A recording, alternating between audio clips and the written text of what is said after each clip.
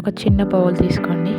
1 spoon రాగి powder, add some water, mix చేసుకోండి lumps లేకుండా.